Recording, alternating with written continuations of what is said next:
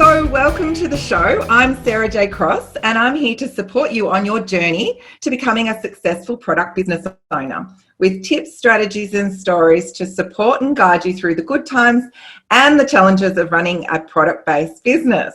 Today we are talking to the lovely Cinzia Cozzolino, founder of the Smoothie Bombs, a smoothie booster range that uses superfoods to bring an abundance of nutrition and taste to a regular smoothie. Cinzia's business journey is so fascinating. Her product came about due to a personal need when her youngest daughter stopped eating breakfast. And Cinzia needed to find a convenient and healthy alternative.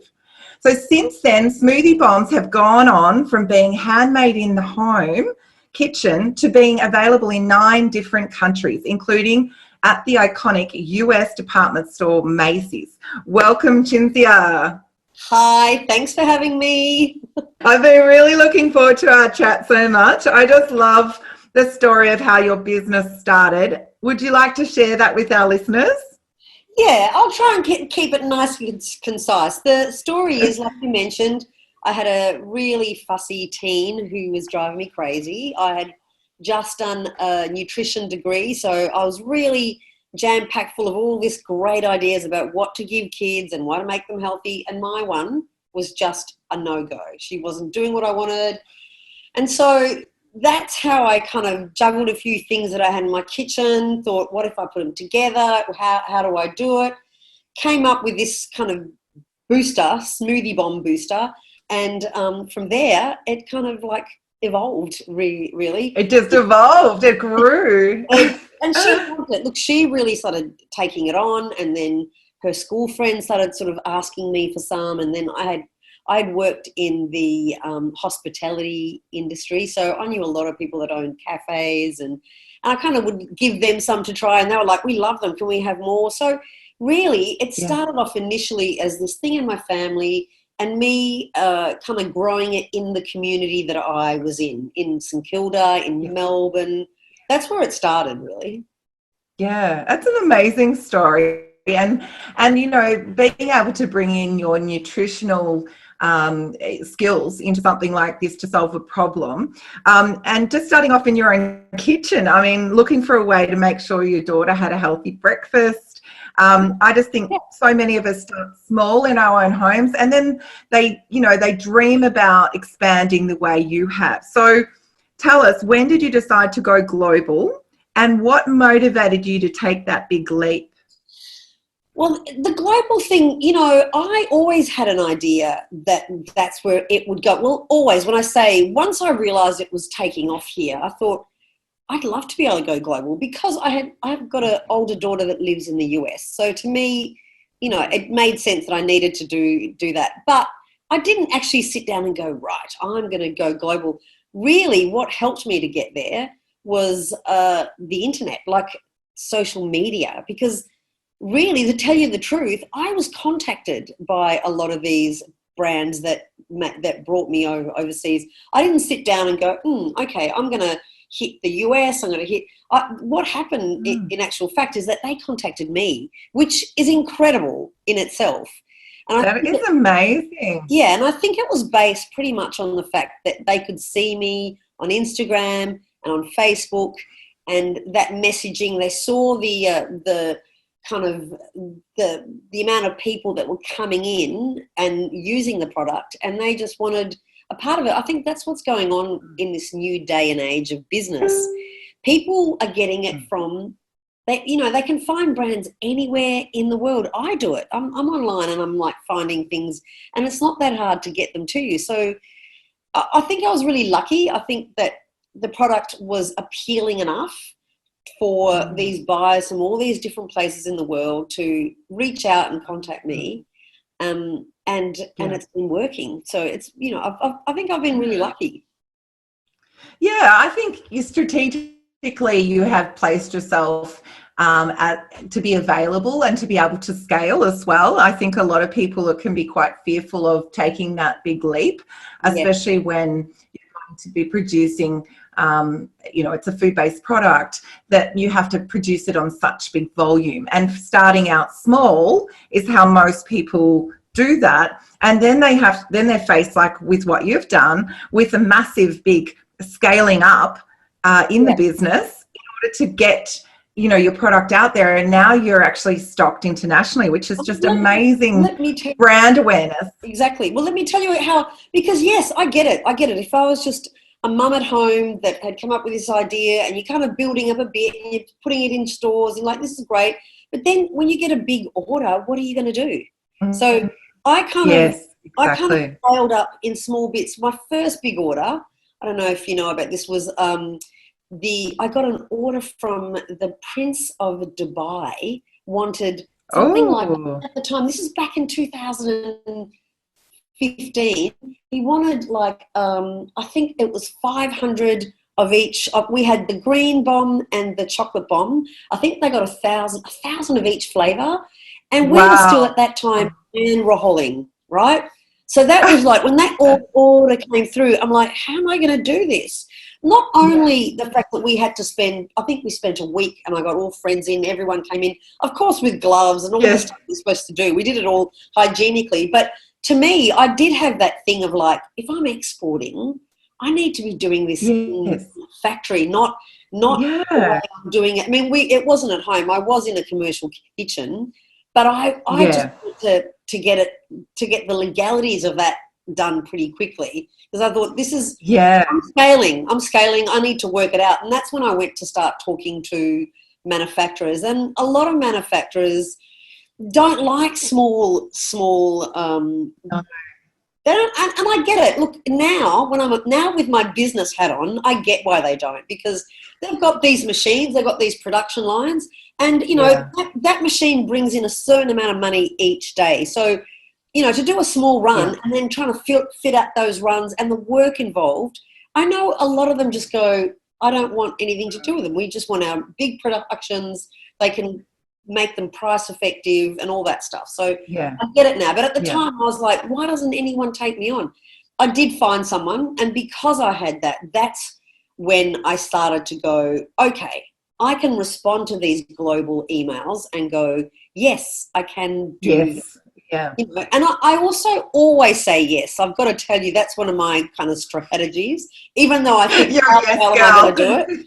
I always say yes, and then I go, right, how am I going to do that? That's the quality of a true entrepreneur. You know, they say you're building the plane as you're flying it off the cliff. You say yes and then work it out later. You know, and I actually see that happening a lot. It's sometimes, I mean, you just wouldn't turn down any opportunity because you can see the dollar signs and you can see, you know, how great it's going to be to build up your business. But then there's always that scary part of the logistics of how am I going to, you know, manage this, especially when it's customs in other countries and shipping and handling fees and export and just getting it into stores, which, you know, there's a lot of things people have to take into consideration. Absolutely. And it can be quite a challenge, can't it, you know, to sort of go through that. So I'm sure that you've got probably plenty of stories of things that have not always gone to plan, like most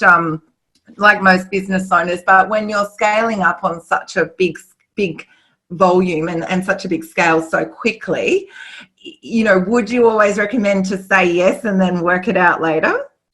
Yeah, you know, but that's my nature. That's the way I work. So yes, but, you know, I would make sure that you have some kind of, you know, look for a mentor that's done it. If you're someone that's getting in that position, I did contact a lot of people just to have quick little conversations, you know, whatever I could gain from someone else. I was pretty lucky because I got approached by Anthropology in the US. Do you know that store? Yes, amazing. I've been in it in New York. Yeah, I love them. So I got approached by them a couple of years ago now, and they had a export team because they were used to bringing in stuff from all over the world. Not necessarily food though, but we worked together on that. And so they had a customs team that it really taught me about how to get through customs. And then of course I love YouTube, so I always go on there when I need anything asked. You know, if I need to understand, especially the US customs are very strict, and there's a lot of paperwork you need.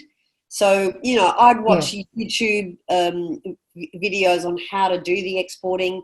I contacted Austrade because Austrade are there to help you. So I would say, this is what's going on. That's a great one. Great resource. And they weren't, you know, the initial shipment to anthropology wasn't an outrageous one. It was like a $5,000-$6,000 US one. So it was a risk that I took it on. I thought, you know what, if something goes wrong, I lose $5,000-$6,000. It sounds bad, but it's not. Like, it just, I'm going to learn. And luckily nothing did go wrong. But also I learned a lot about what happens in that process. So, for example, every country, most countries that I've had to deal with, will have different requirements on the labelling. So the US, we have US tubes. We have different tubes that go to the US than we have here. So that's another lot of money that you've got to set aside. So you can't use the tube. We can't use the packaging that we've got now. I have to order different packaging for the US. And, you know, specifically for the US. Yeah. So you've got to have that done. Well, there's minimum order quantities, like you said, for printing, and then there's more cost, isn't there? Yes, more outlay. It's those risks that you've got to make. You got to make that decision and go, is this going to? So the US was something that I thought, yes, it's worth it, because even if that dries out with those places, there's enough places that I will get interest from that I'll be able to use the tubes. You know, it'll work. There are countries like in Singapore, they have to put on they actually stick labels on top of mine. I'm in Dubai, they stick labels on top of mine. The US is particularly strict. They don't like stickers put on the top of them. They want the tubes done right. So, and you don't want, the thing is, if you get your parcels stopped at customs ever, then you're going to have this little red mark next to your name. And the next time it comes through, they're going to go through it even more. So you have to be really, really careful. Stringent. Careful. And you know what? You can get a broker. You can get a broker in Australia that will help you do it. I, of course, am always about learning myself, which sometimes is stupid. I managed to have got through. And so, you know, we actually haven't had much trouble in the exporting, like customs. I think that I probably overdo the paperwork.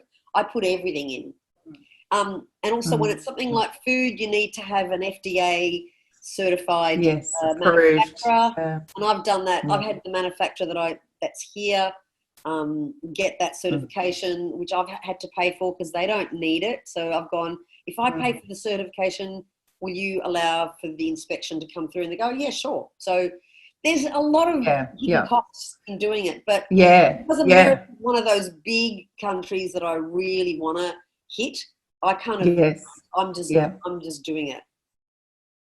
Yeah. Oh, there's so many. It's such an enormous opportunity to tap into such a hugely populated country. I mean, in the state of Texas, it's a population of 30 million. I mean, Australia has 24 million in our whole country. Yeah. So in terms of opportunities, I think California is like 60 million. So, like, even California alone, if I could just master that area. You can just concentrate on that. I mean, you know, you're looking at doubling the population size in Australia alone just by tapping into California. And it's, there's so many fabulous opportunities there. So it's really, really exciting. So one of the things that I hear a lot of product-based entrepreneurs mention is the fear of letting go and entrusting others to help create their product at a larger scale without losing the quality and the love behind it. So is that something you were ever concerned about, Cinzia? You know what, you don't care after a while letting go. You want to let go, because otherwise you don't sleep at night. I mean, the fortunate thing is that I have certified organic ingredients, so the quality of the product is good, right? But when as soon as you go from working at home and making things at home and then moving into a manufacturer, your ingredients, your recipe changes. And this is because when you're doing it at home, like for example, in my case, you know, I'd use a certain amount of coconut oil and to stick things together, and I'd be blending things in a certain way. And when you convert that to a larger large machinery that are burning away, like they're turning away and they get hot, you have to reduce some of your ingredients. The way, like you can't have as much coconut oil in it as you did when you were hand rolling, because the machine is heating everything up. So you need to like reduce. There's all sorts of things when it comes to moving into a manufacturer that's not the same as the way you do it. So you need to let go of that. What you can keep on top of is make sure the taste is right and make sure that the ingredients, the quality of the ingredients are right, which, like I said, because I'm certified organic, I feel that is staying true. But you eventually want to give the responsibility of making it to someone else when your jobs are a million. Well, you know, I've got so many jobs, so many hats that I wear. I want people, my manufacturer, to be responsible for doing what their job is, and I don't want to be on top of them. What's going, you know, you do want ultimately to have a team of people that work for you, or that you have as suppliers that do their job correctly, and so you don't have to worry about it.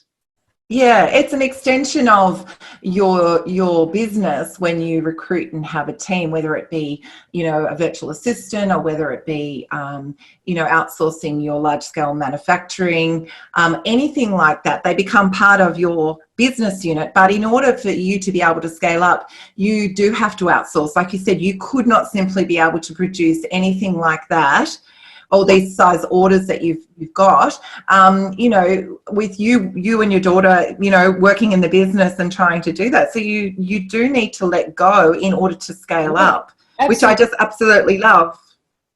Yeah, you have to, because you're not going to scale up. And there is that level when you, like Lana and I pushed it right up until we kind of did everything for quite a long time. And then we got to the point where we were like, you know, we need a break. We need a break. And that's when we started going, all right, what can we let go of? What can't we let go of? And we let go of things bit by bit. So I have to say, your Instagram following is huge. More than 48,000 followers, and your images are all so beautiful. I especially love the before and after photos of your smoothies with the ingredients to add to the smoothie bombs. Do you do that yourself? I do. Oh, fabulous. I do it with I literally take the photos with my iPhone. I use Canva. Canva's awesome. Wow. So have you used Canva? Love Canva. I literally use Canva, and I do those posts. And I think, you know, because we were we've been around for 9 years, and a lot of the time, a lot of our job as the smoothie bombs is educating the customer about what they actually are. So when people see the tubes, they don't, if it's the first time you've ever seen it, a lot of time people think that there's like a drink inside there, that the smoothie's inside the...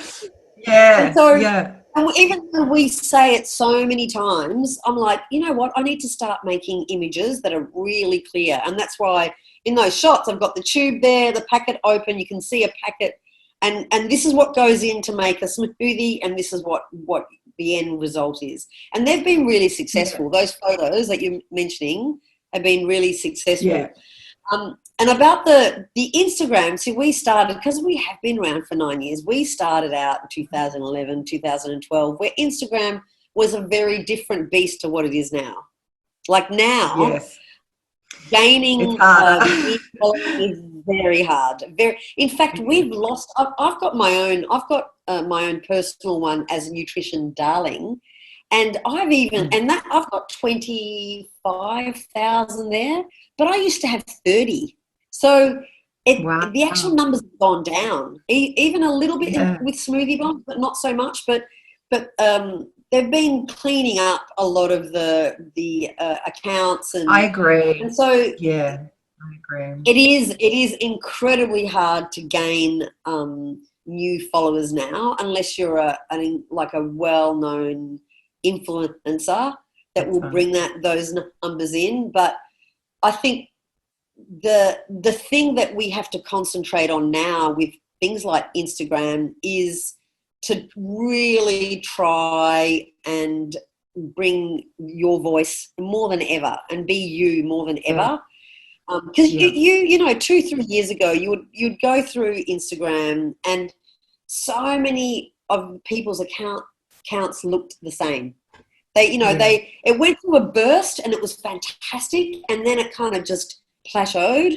And I think we're coming out of that plateau now, and because people are going, I'm just going to post what I want to post, and not kind of not make it look. I mean, as a brand, you do have to make it look beautiful, but I think incorporating more color, incorporating more personality at the moment is much more important than having this beautiful account.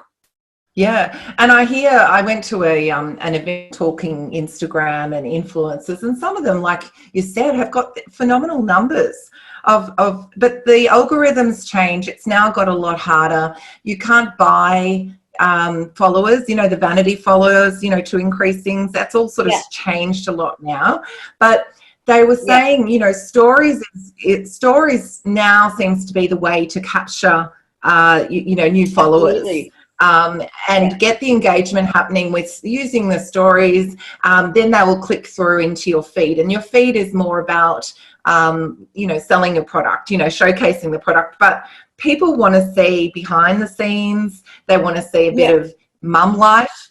They want to get to know the person behind the brand, because, as you said, people are following you because they like you and they want to connect and they want to do business. People do business with people. That's what I always say. And, they want to actually get to know who's behind the brand, and you've got that story as well, which is fabulous, about getting your daughter to have a healthy breakfast. And we run the business together. Like, Lana's in the business with me. So whenever we do stuff, she's there. Like, you get to see that we're real. You're a team and you're a real, and the videos are funny. If any of the listeners haven't seen them, take a look at the Smoothie Bombs on Insta and on your website. They are really quite entertaining. I love them. So would you say it's important to have a team who is just as passionate about nutrition and customer service as you are? Because clearly you're doing something right. You've won so many awards for both product innovation, customer service, and I see even Koshi's Business Builders, you're Australia's favourite family business award in 2008. So fabulous. So congrats on that. Yeah, no, that's been great. Look, I think customer service, if you're someone that's starting a business, the one take home from this, if anything at all, is to be very, very good at customer service, because there's so much noise out there when it comes to brands going, hello, me. And the only way you're going to get through to your customer is to make them know that you're listening to them. Now, we do that through social media. Like, we've got a Facebook group that is fantastic. We get, as soon as you buy from us, we send you a link saying, hey, come and talk to us there. We do a smoothie every day. Film it, talk to the camera. They get to see me and Lana. And that has had an incredible result over our branding and building up what we have, because customers can actually talk to us. I mean, what brand do you know, like, if you think about it, that you actually talk to the owner? There's not that many. Like, it's starting to get more like that. They can actually come in and go, hey, I really love that flavour. Or, hey, I'm allergic to banana. You've got a lot of recipes that have got banana. What else can I do? And I will talk to them within 5-10 minutes of them putting up that post. That sort of contact with the customers is priceless, because then they feel connected. They feel like they're part of the brand with you. I use that group, my Facebook group, to help me with developing products. Sometimes I'll call out to them and go, hey, look, I'm looking at coming up with a new flavour. What flavours would you like? I mean, that's market research with your customers. Like, it's fantastic. When I look at what's made us really successful, especially in the last 12 months, it is definitely the fact that we can talk to our customers the way we do. That we've got access to them, the fact that we can, they can come in and tell us whatever they like, and we will be there and help them through whatever challenge they've got. A lot of the times they're wanting to lose weight, and they've got me to talk to, offering up stuff and not always charging. That's the other thing. Sometimes it's too much. There's a fine line though, because you have to charge for your time. But I think at the same time, you have to show your customers that you are the real thing, and that you genuinely want them to do well. And that's what they see from us. And once you've done that, once they can see that, then they're going to be loyal. They're going to be loyal to you, because you're not trying to just sell a product. You're telling them that they can join you on this lifestyle, and you're there with them, and they love it. So definitely, I would definitely say that we're in a new time, when it comes to business. I feel sorry for a lot of bricks and mortar stores now, because I think the whole, e-commerce is such a power force. We've pulled out of a lot of stores and are now doing more online. That's to me, that's what's going to make a good business moving forward. Like, you've got to be able to talk to the customer. Mums and dad stores that have got bricks and mortar that are going, what's going on? How come people aren't walking in our doors? They're going to have to learn about how to create some sort of community within what the people that walk in. Like the stores that are in areas that are in country towns where they're in touch with their community, they're going to be all right. It's the ones that don't think about, when they're not thinking about that the customer's important, when they're just going, we're stocking it all up, come in, and when they're not providing that extra service, I worry about them, because I think they're going to be in lots of trouble. Yeah, I think you're right. I think with the digital age that we have now, it's just so easy to be an online business, and it's very scalable. You don't have to have the overheads and the risk of a bricks and mortar and waiting for people to come to you. You can drive traffic to your website. You can nurture a club like what you've got on Facebook, and you can hear directly from the horse's mouth what it is that they would really love. And the great thing is that you can validate that and say, we're going to test this out. We've taken a vote, had a poll, we have this feedback, we're taking it on board, and we listen, and we would like to actually test this, or we're going to sample and put it out, and we're going to offer it to you first to buy in the market. Right. Exactly what I do. And that makes a big difference. They feel like the brand is their brand, and it makes such a difference to how they're gonna, and they become very loyal, and they'll defend you, and because they know that you're there for them as well. It makes a big difference to business.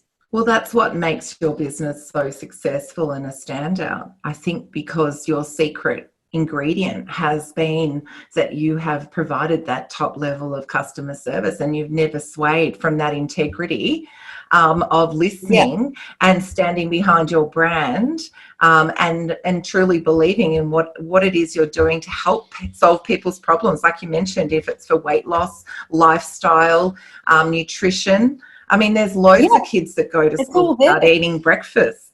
How many food brands have you seen that the owner and the daughter is sitting there drinking the actual product that they have? Actually, when you look at brands of food, they hire models, or they hire someone else. Like, it's not the actual owner that's drinking the product. No. Believe me, I've looked, and they're not around. The people who actually make it are not showing pictures of them using it. Yeah, I'm not sure why they're not, but they'll get, like maybe they're not as attractive as you and Lana on camera. I don't know. They hire these like young, healthy-looking girls drinking. It's like, but I look at that and go, that's not me. That's not my average customer. Who's talking to me? Yeah, so my average customer is me. It's like a mum that's got teenage kids or older, and they're, the marketing is not talking to them out there, whereas mine is. Mine's going, I see you. I think it's really important to know who your customer is so that you cater the way you do your marketing to talk to them, because a lot of people out there with brands aren't doing that. And so, your customer needs to hear that you're talking directly to them and that you know what their problems are, and therefore they can trust you by coming into that community. Yeah, it resonates with them and they just know that they have to buy your product. It's all been so wonderful, Cinzia. I love your story and I love what you stand for. And I, take my hat off to you and congratulate you for all the success of Smoothie Bombs. If any of the listeners are wanting to purchase, can you share your web link so that they can actually go online and do a purchase? Absolutely. We are at thesmoothiebombs.com. Instagram is thesmoothiebombs.com, and Facebook as well. I think for anyone who's wanting to adopt and try out, if they're new, if they're not already part of your nurtured Facebook members group, I think that, once they sign up and make an order and get that invitation, I think that they really love being part of that community. They'll be able to get lots of great information. They've got you and Lana, access to you and Lana to, answer any questions they might have. Every month we do a 14-day smoothie challenge where we'll give you a recipe book of 14 smoothies and you do them with us. We do them every day. Wow. We do a live video, talk about the benefits of that particular smoothie. So, and that's called the Smoothie Bomb Squad. So that's our little Facebook group. So you can either join it prior, but you'll get a link once you buy from us to come in. Yeah, once you buy, Oh, that's wonderful. Thanks so much for being here today with us, Cinzia. And, well, everyone, I hope you found today's chat as exciting as I did. If you missed anything or you'd like to go back and revisit Cinzia's story about the Smoothie Bombs and any advice, again, in more detail that she gave, you can click on the link to download today's show notes and get a copy of everything we talked about today in your email inbox. It's time for me to say goodbye and I will see you in the next episode.